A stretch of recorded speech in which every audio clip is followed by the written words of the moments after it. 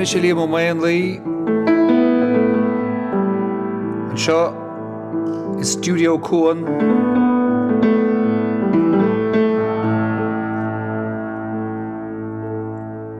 Is muid breanú ó dheas ar cheann bórne, scéirdúil,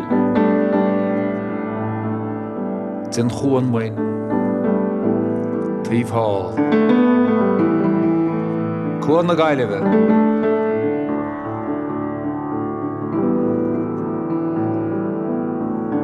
Ceoil beo ó scud na geoltóirí a bheits agam díomh ón gcuan seo gach seachtain.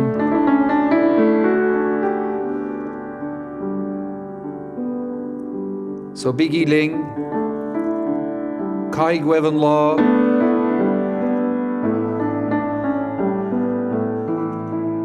búr géad fáilt in isteach,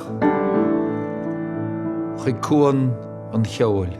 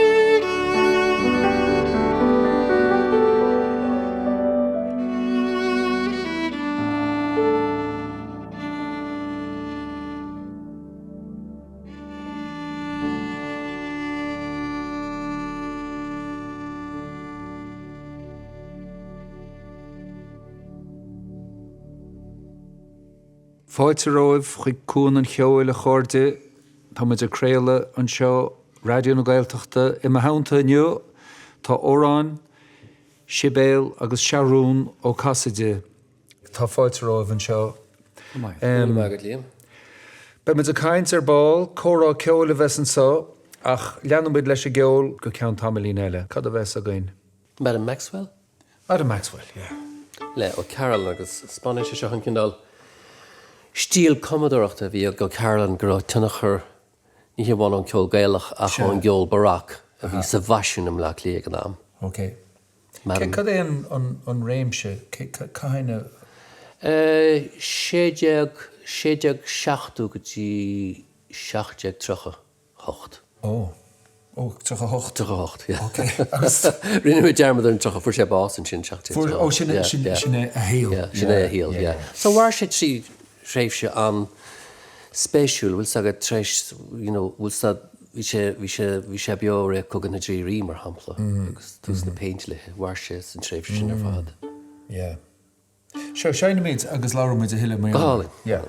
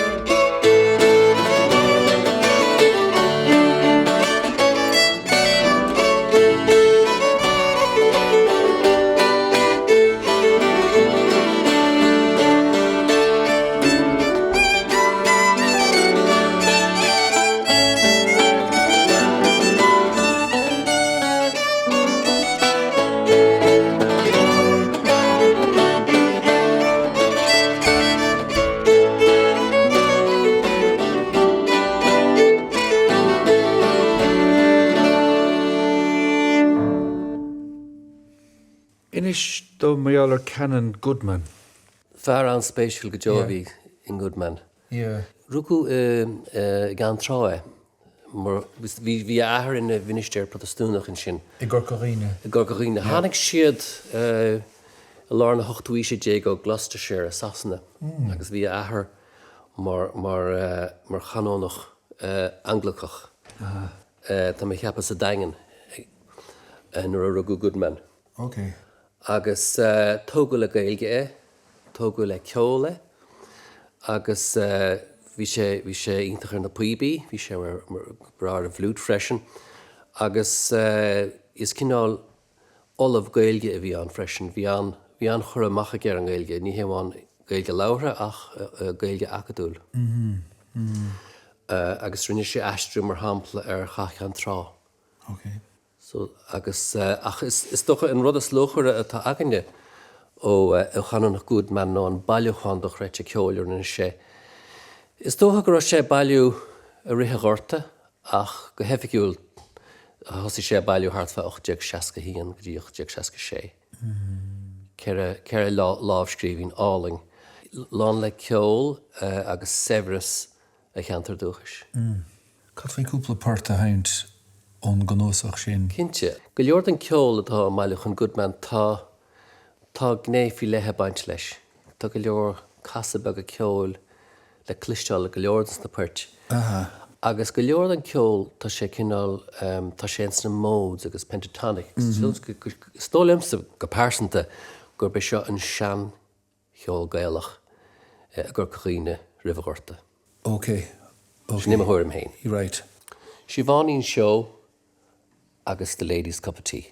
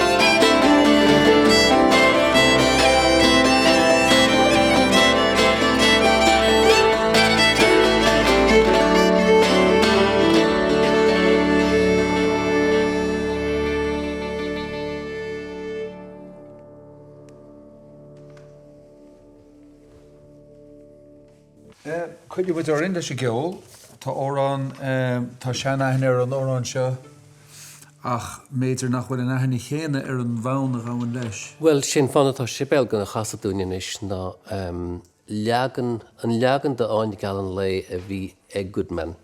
Agus bála marrán is gur bé me ahar héin Seán Ó Casaide a chur an aithne bailúchan goodman me. Thug sé seachatí coláiste na trínáide me agus mé fósach óg. Agus spáintead am ag náam sin aithne ag éine goodman.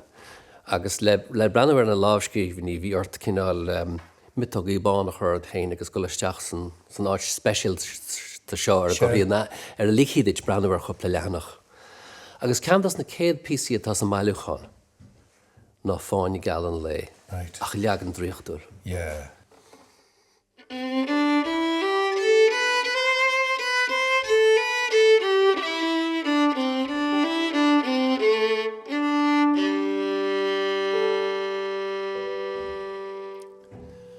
Madin mocht a gás amach efrúch lochelein an saure tacht san chríb len ashes lan rúte on rein hastil dam trí walche part is bonta mine Cheoil lemmas ach an chólan das le fáinne galan lei. Níor a brog ná stoc a caib na cloc mo stóí nó gón spéid ach fod fan go síos go traig fás go bar an éid. Bhí calon crúd cin a ghlach sa rucht ba jas is céh do rug bar gran an féin is tas le fáinne ceoil lei.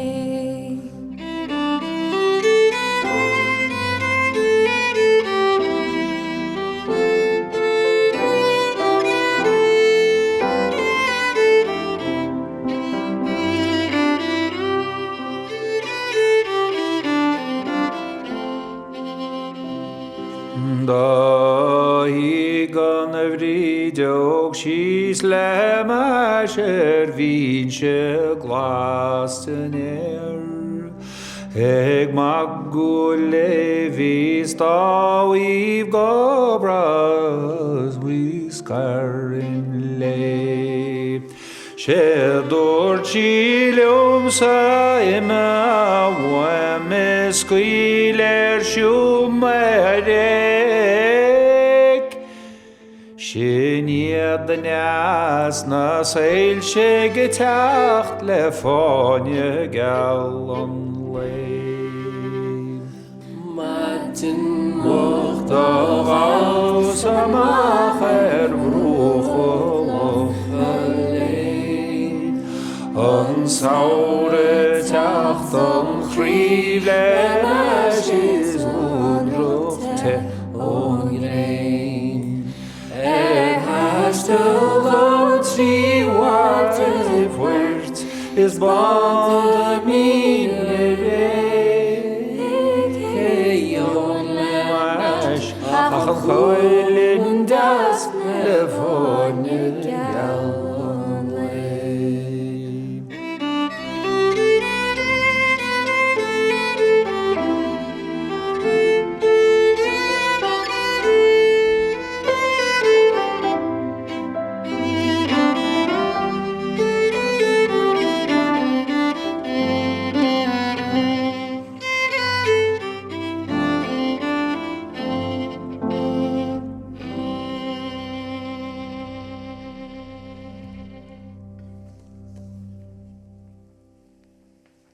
God in your fad.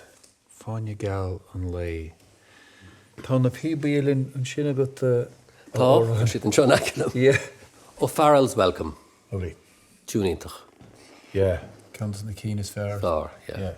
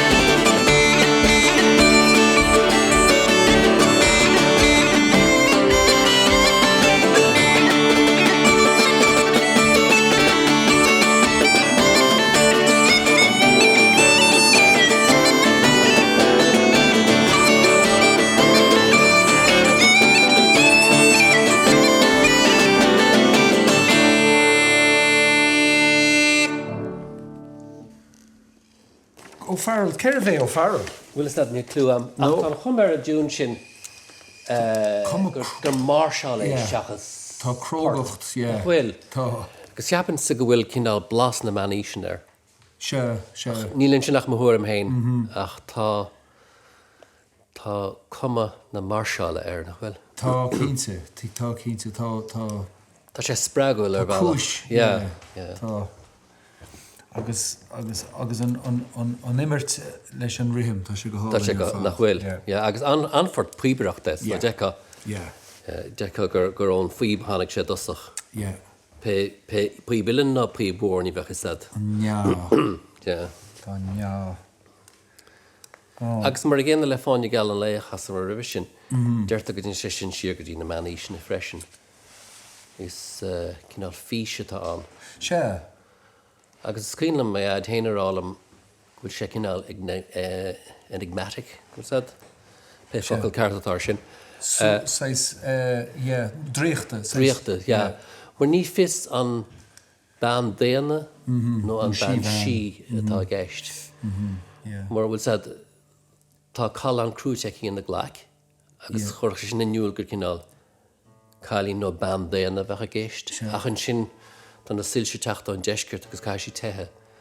So tá cuman na sí nó na dríochta rí freisin. Gahan sí tethe ó nádúr. Ó nádúr agus an solas. An solas an lei. Nós eslí geall agus iad siúd bhrúch na lí. Agus is minic gnéantar tagart ó bhar an ceann go bar an éir nó ón ceann go gríon chos, aber tá an banú sin go minic le cloisin sna hóráin sin. Tá si bhí nóir downtown seo gún an cheoil agus os mo chóir tá Sibéal, Odhrán agus Seathhrún Ó Casaide. Bertrathar? Bertrathar is Dennar sa glán. Denúr? Dennar se. Rugún í dorm, deach mé héananig Seathhrún bhí me dean óg nuair dag mar bhí me iadana higur scoile agus fuairs bagú go bla clia. Cad bhasta do iad? As Longfort. Iad. Bast. Agus máiste scoile na bhí iad hain. Agus dúirtilam gur thosa sé héananig agus iad a fólam gailge ar bhí sé 5 bliana déag. Agus chuisiid go gídóir le gailgeolalam. Agus is sin na hánig an sro gailge sa glán or híomh miad. Nis bhí gneart gailge díomh má bháthar ar an dairifre. Ok. Ach, bhí sé dúchas ar híomh má bháthar agus dóla miad a chu gailge í dóir. Agus as a stúim héine? Ja, dúirt sé gur bé an lá a báthasí an na héal an láthas a sé fólam gailge. Anja. Sin dúirt sé lam, ja.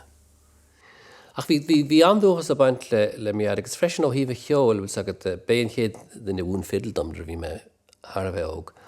Ach, is cílam freisin go míoch bhí traditions glán, treis afran déadóní bheith ceoil. So hí me síos tréh afran ar cúplúirech le, agus fech me sinnim ceoil. Agus ceandas na rodí hena sin a bheith sé cóú párteol dún. Agus hainte sé sin go mór leis, mar staidir sé hén ceoil le fleisman a gorcaí. Ok. Agus bhí an chur amachige ar chomadóireacht agus ar chóirú agus ar ghuhanna agus sin bheith. Agus nar raibh an riadach timp an am chéile. Bhí agus bhí aine chur a chéile. Agus bhí aine mhórach a chéile. Bhí an riadach agus níos sin bhí ásúlaháin a staidir le fleisman. So bhí an tradiisiún in sin. Agus cílim bheith mé iad a gcónaí a cóú ceoil agus bheith sé ar gúirtú leis na páisin na chana agus uanta bheith muidir géalúhaid ar chanéir sin ceoil le chana. Ach ní higann tú an severas a bhí agan ar bhínta go hóg. Ní higann, nó, dúlán. Dúlán talig. Agus Seathhrún is cílim sa tusa ó bhí mis is scoilearcán bhí tusa cúpla bliain ní sinna ná mé agus as bhí muid a gcónaí fechan sús ar na lads níos sinne ach bhí cúis ar le mar gur ceoltóir a bhí anat agus atá anat agus stúrthóir agus bhí banna ceoil ag an scoil choláisteáin agus bhí sibh thar bar. Sin bailach a dobrí sé sprág daoine ní sin na miseach beidir gur sprág muide daoine eile, but bhí cultúr sin sa scoil. Bhí scoil anéisceachtáil an le chláisteáin agus an brathadúgan agus i bhaile agus is amí rud a thosaise tá an go rahór an a caiint faoin na daoine tháinig ag an scóil Séamus Ennis agus daoine mar sin. Scailm go maith sin láháin tháinig Séamus Ennis ar cuairt ag an scoil. Bhí me sa chéad bblion ar chláisteáin. Agus bheall sé muid an chuid dríocht ar fa coplúireach le bhí sé sinim agus ag scéalaíocht agus a gáil fuisce. Le linn an rud a rudnar hála rivisnáirí a bhna ag go láiste ón. Ach is dócham grá aird sin measta ag an ráthir gur narviste leis bin cadachínig agus.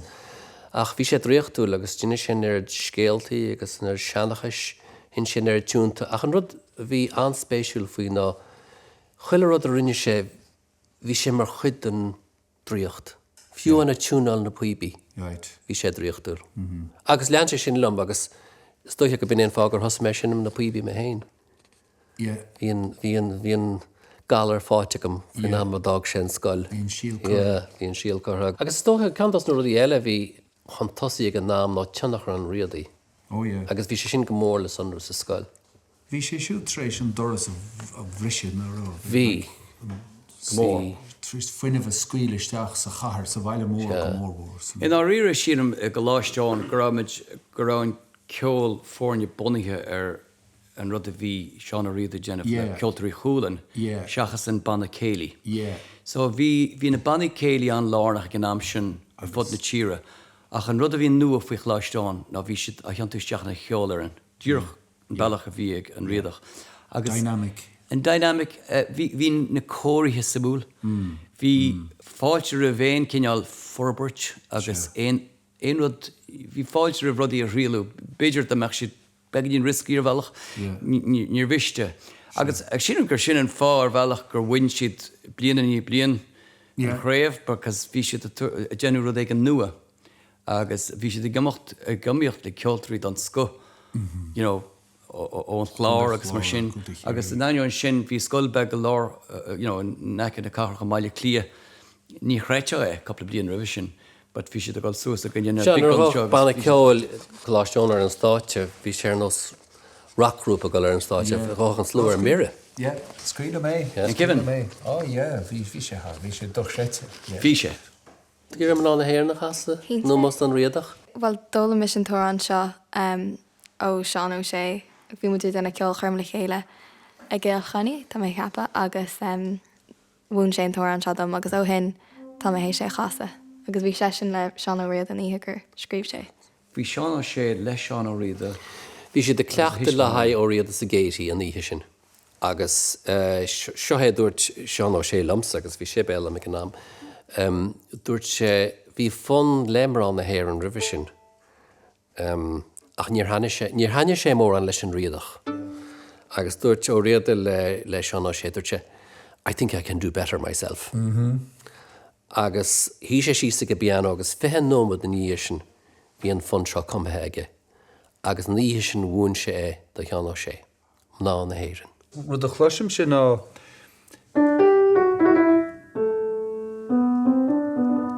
so has sé sin Carrie Fergus. Yeah.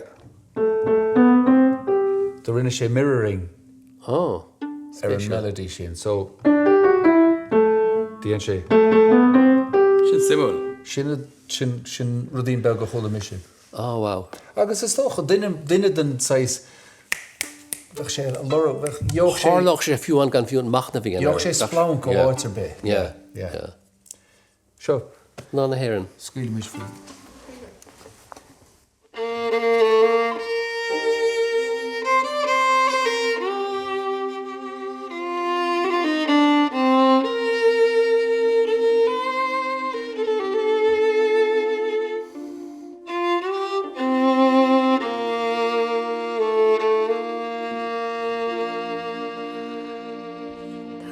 Ban in Yaden, the Frona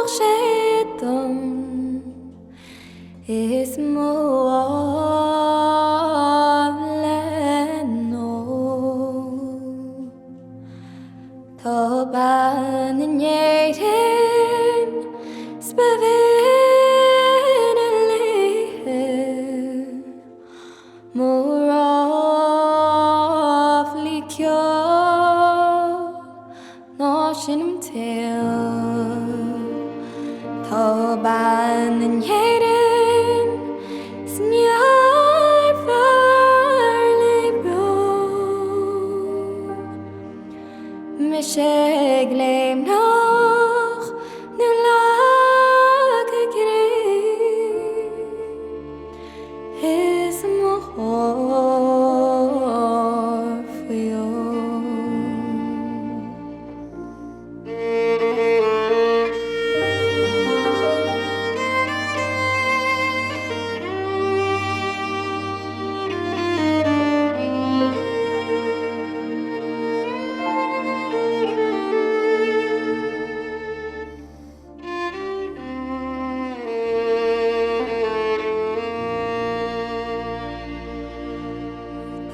ban yn héirin a bheadh ag éadlón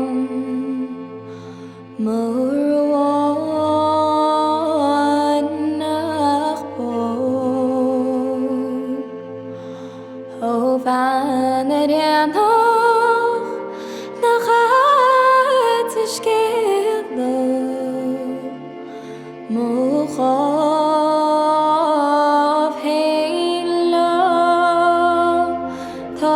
ban a barlum Nu cás céadíb nach uam go dú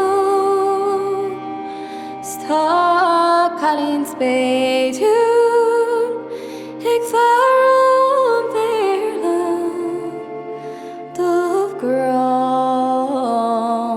a crón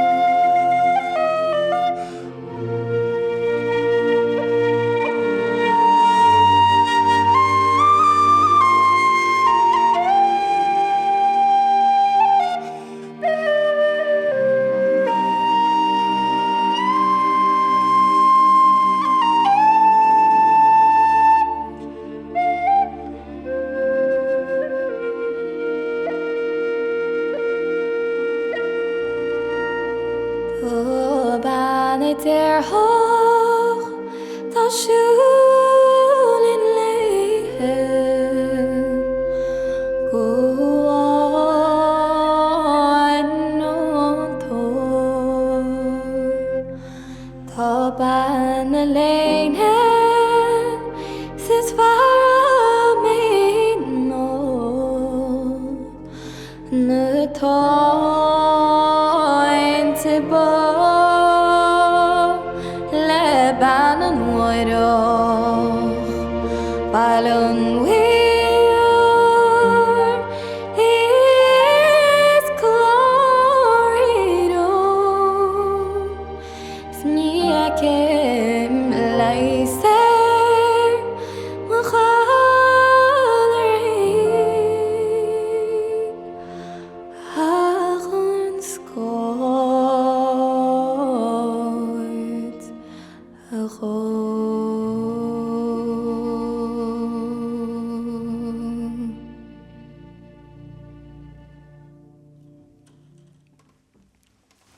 go híomh Sibéal.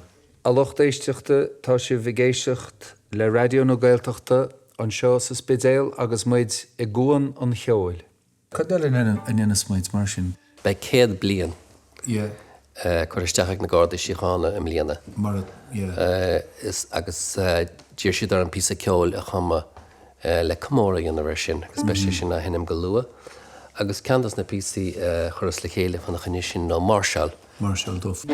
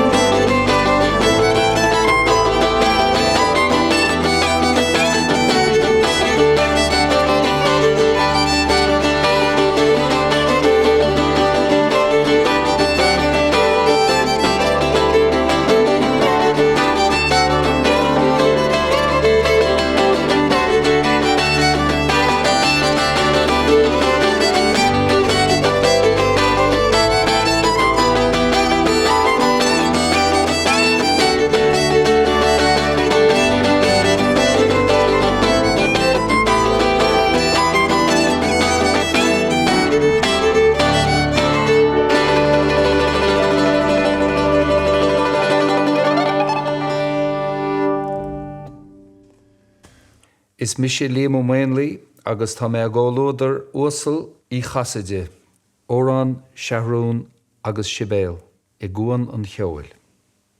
Nuair bhíon duine I gháilt an gceoil bíon tradiisiún chomá agus sais dúláán cheoltóirí ceoil aglasta chuma ná bíon. Bíon. Agus sais struchtúrán héine se hé agus... Se agus is dóthe go an tradition sin go smir an inne. Yeah. Mar bhí maithir bhí sé mar stúrthir ar an chóir gaelach in ascail Imleach lia. ceann bethe Beechwood Avenue. Beechwood Avenue, yeah. Fa 10 blian.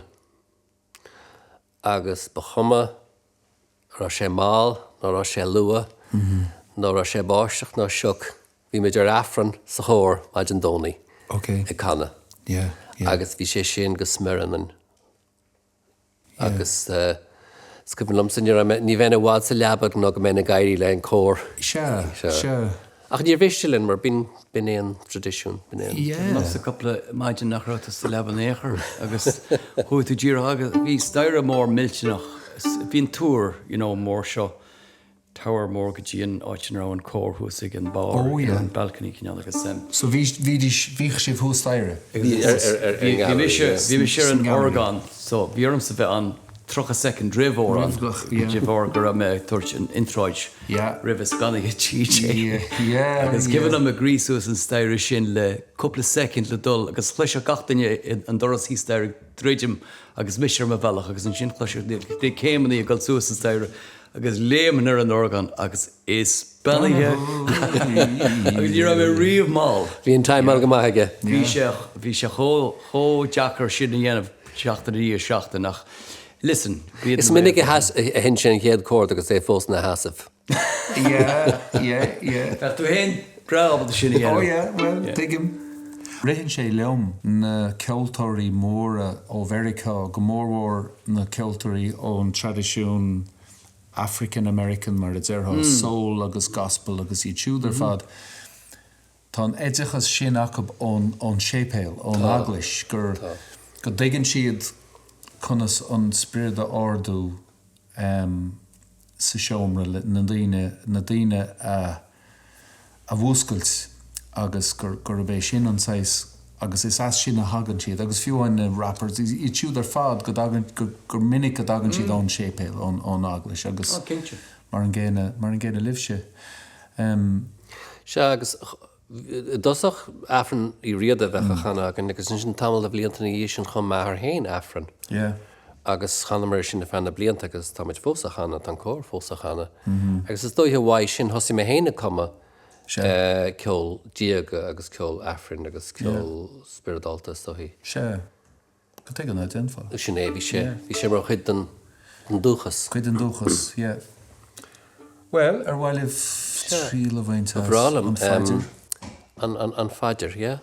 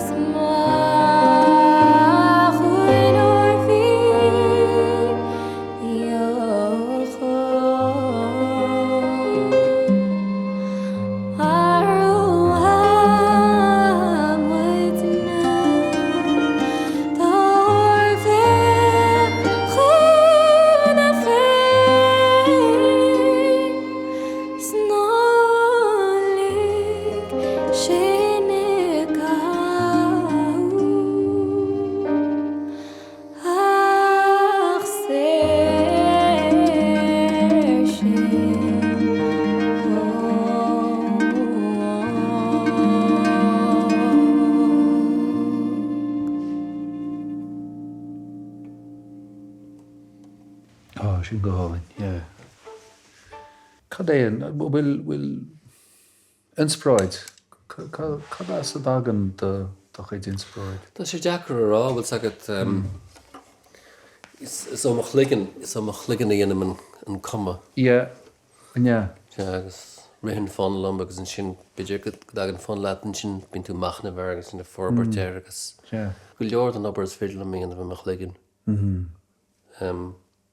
Agus dréir chéile bhfuil sa chuir tú snás agus ará tú lín an seo, ará tú frás an seo agus tlangan sé le chéile. Beidir tréis a glosin tú é a chasa nó beidir go... Se agus an tá dearach go bhfuil Sibéal an Yeah. échas so Yeah. agus aithríonn siisi iad agus tá Yeah. féosarú. Yeah, go hálainn, So yeah. chuir si a casa héine agus Yeah, gur dhéanann si é sin cunne me. yeah. Mar Yeah. sin éon forbert an ádra atá teach ar mar Do chuid Físa ibre. ceoil, yeah. Go hálainn, yeah. Agus tá sé seanósach freisin, so... Dúchasach, yeah. Gus Tá brean. neamar an nótaí an gar sí maií agus chuir si casa nádra seachán atá. Yes. Dé tú mis tríle vintas, bhfuil éigen beidir in E minor, nó a cint mar sin? Gar go leor.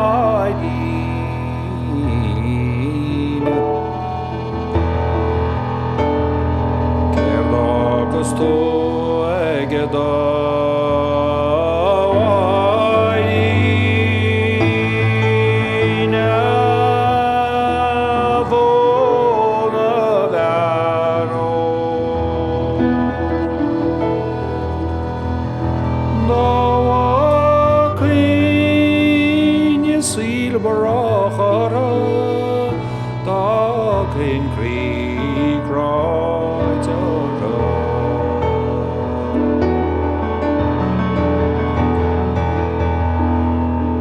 O tometin y fo mogri es y ba.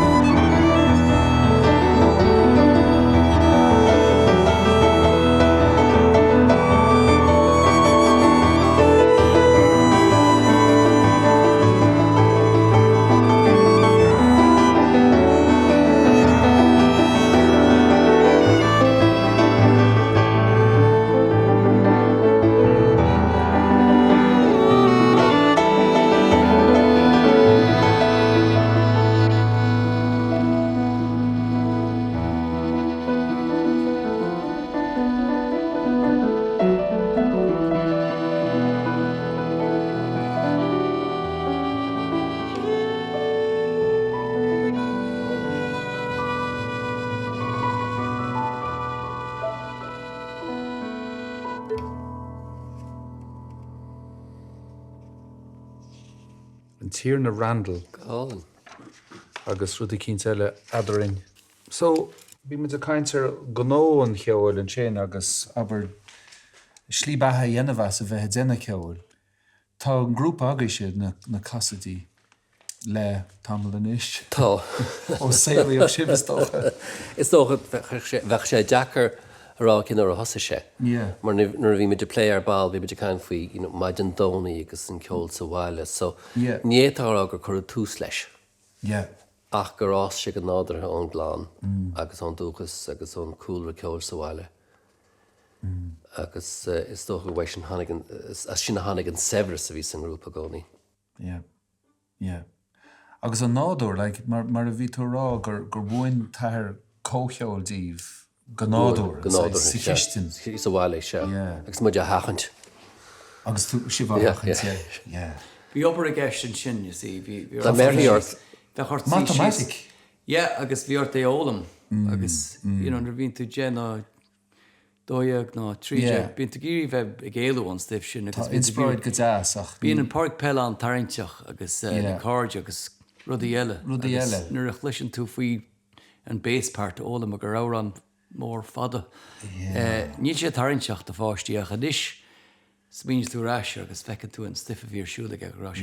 Hó luchar agus hócráide. Agus tá sé deacar a bheith tá sé deacar mar hisismathóir a bheith chur an 6 brú sin ar de leanaí nachhfuil ba bhhaile scuile leo ar lí. Is dóthe linne bhí méid áthe brúach níráin marcha? Yeah.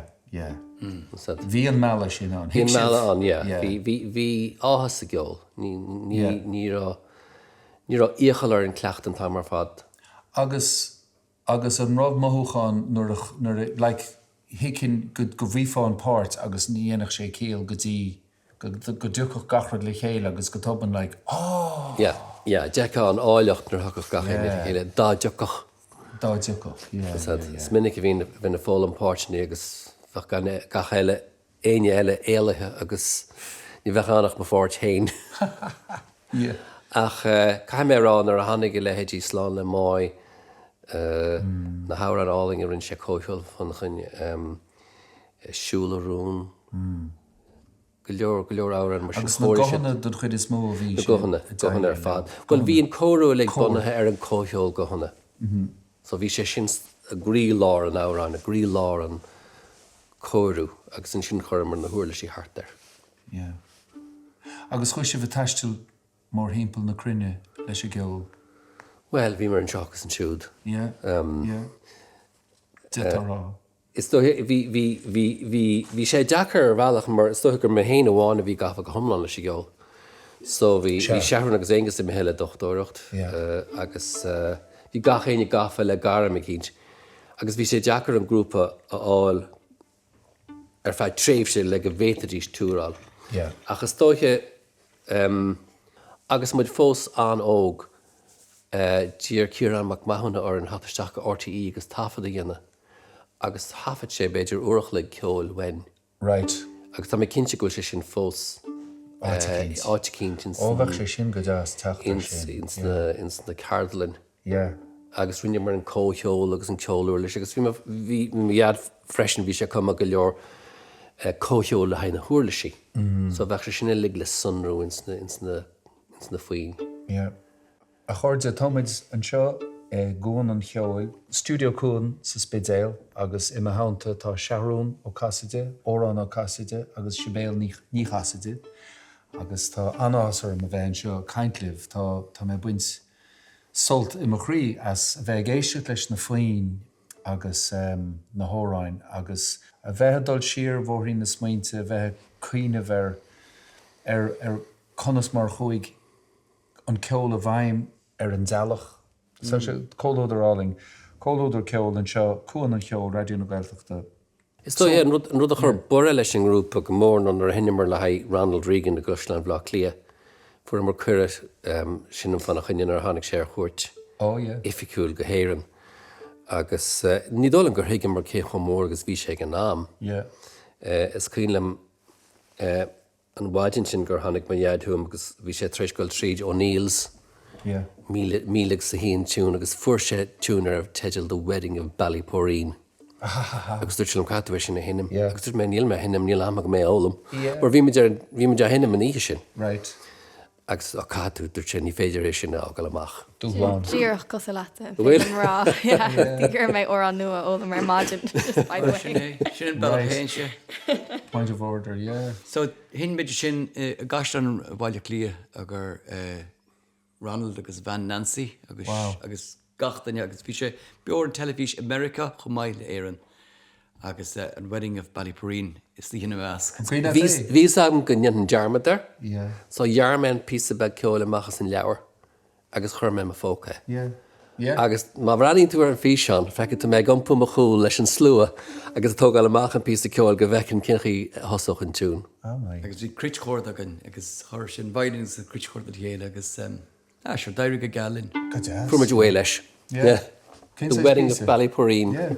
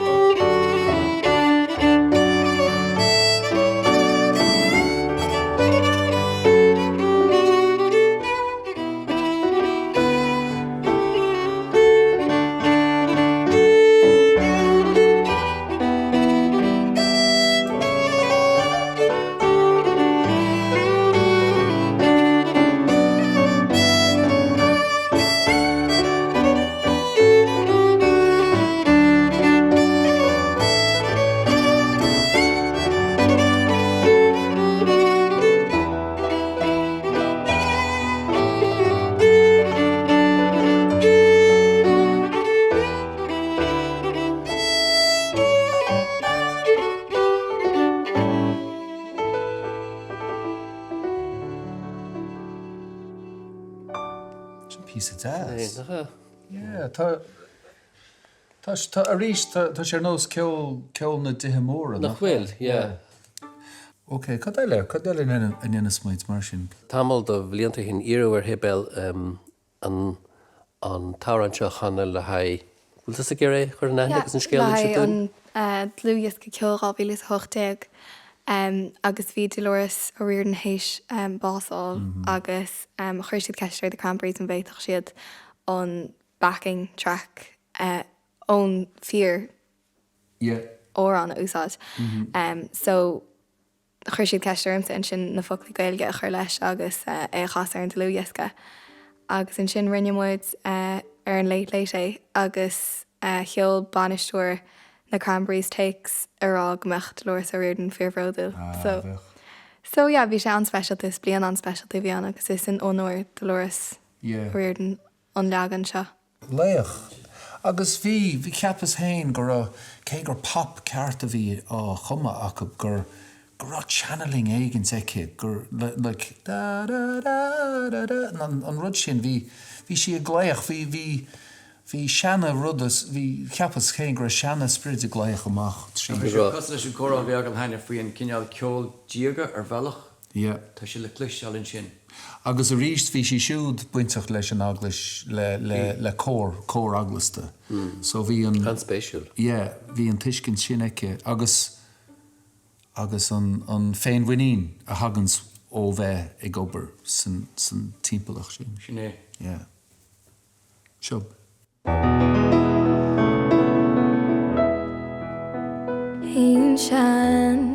Hain chant go bhile an comhlad fú ná him sé chúis go bhfuil mé barb ní rinne tá mé lerg tá mé stiústa tá mé sú go bhana tú cheadú go mé tíis dar goman is ar nómh cin fágur ochtú díime an dómh fin sin ar gaidir sámh nuair bhí muid le chéile ní annach chur céile is tá mé faoi chríocht tá mé faoi cheasadh is lean mé déileh mar a dúirtú hachan is seomad ag fuarú an gáid ní le cháid ní le chánálaigh dó fuarú má hir is má astóir nach mór an trúa ach tá sin hart tá sin háart abur leat go fíor haidí as an nil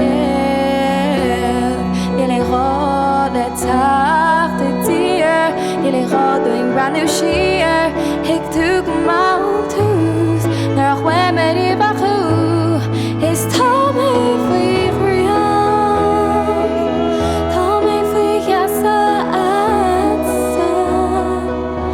is lean mé déileh mar a dúirtú hachan is seomad ag fuarú an gáid ní le cháid ní le chánálaigh dó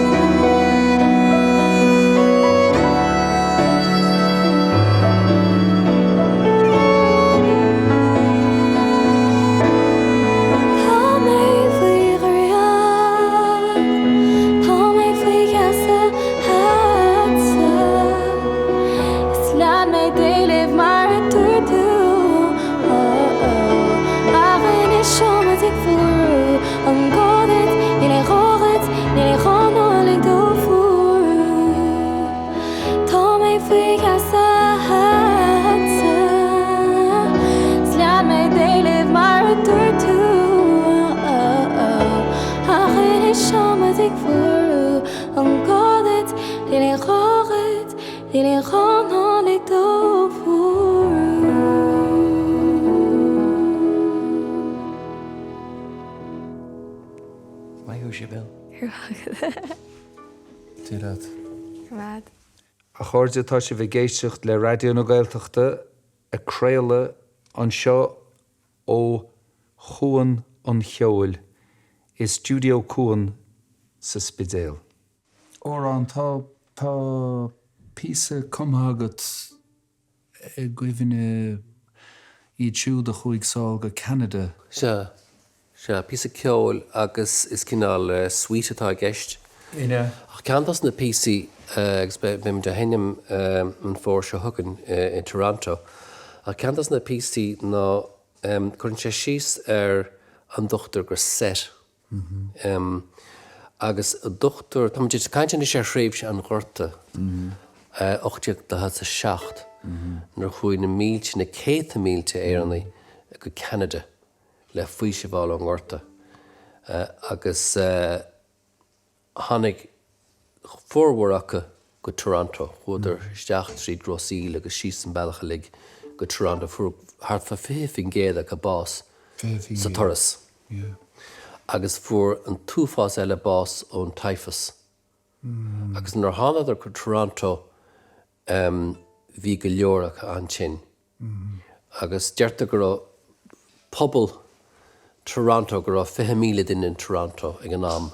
Agus an saoire sin tháinig 10,000 éireannach sa bhullachara agus go leorach go tin agus iad a fáilháis. Agus Dr. Rogue, George Robert Grissett, thug sé ceannródaíocht don íireachta bhí a dhéanamh ag Cathair Toronto ar a chórtas na daoine bheith agus chuaigh sé isteach na measc agus fismhaige gur bhhain seans go bhíoh sé bás dá bhár agus fuair sé bás. An Cheoil de bhí iúil 8 fuair sé bás ón typhus. Agus híl me go meach sé deas písa ceoil a chuma ina honor agus rinne mé sin agus thugus an elegy le haig Grissett ar a bísa seo.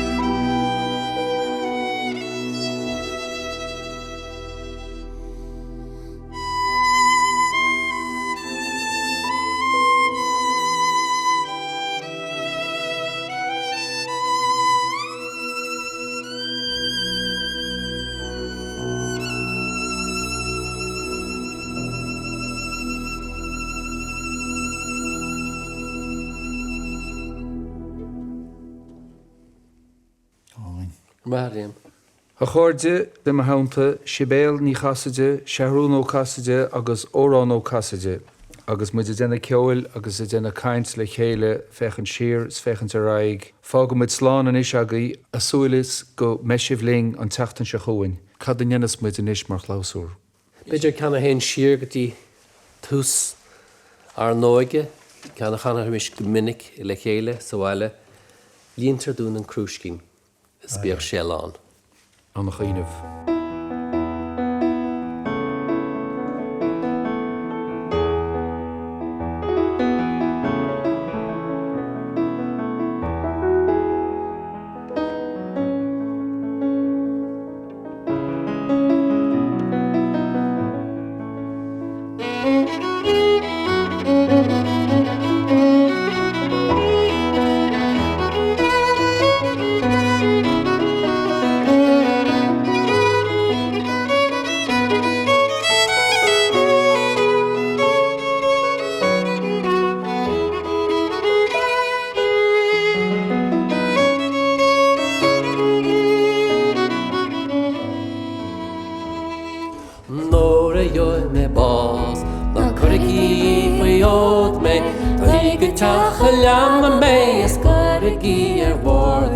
Am náide bé me géisteach leis na baganí a móla Is binne lam an nuaim sin na ceoil bin na cuaithe Is líontar dún an crúscín is beag Seán Tá cailín an maile seo as tá sí lághéireach Tá sí lá ceanúil agus linnear in na héidean Magus sáilíach an bé an náirí ná an náirin Bhí cósaí na líhí honna linge báithú Is líontar dún it crúscín is beag Seán An deocha tú nó bhaine tú a deocha tú a chóna Deocha tú nó bhaine tú nó bhfuil de futí nóda Deocha méis ní anna mé mar tá a futí nóda Is ba an cailín testa gomach lechan sí mo chóirle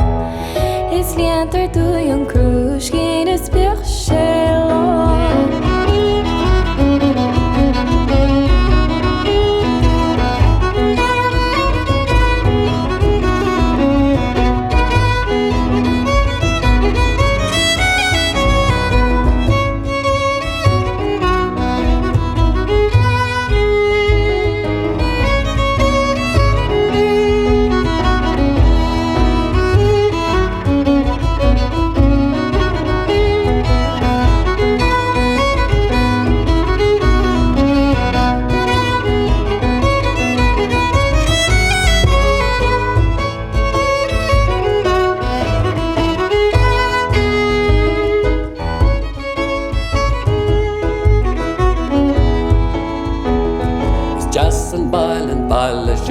Jason baile crofshi, Station baile shauna baler bees and noja. Toshi congar afran on willing agus card. The even done vi yoga vena goni on a roya. Is lienter doen en crúscín is beag Seán. Nor a yo me bad, na karigi yod me. Karigi tachel na me is karigi word me. Am not a veid me géisteach leis na maganí a mór. Is binne lam an noim sin na ceoil bin na cuaithe. Is lienter doen en crúscín is beag Seán.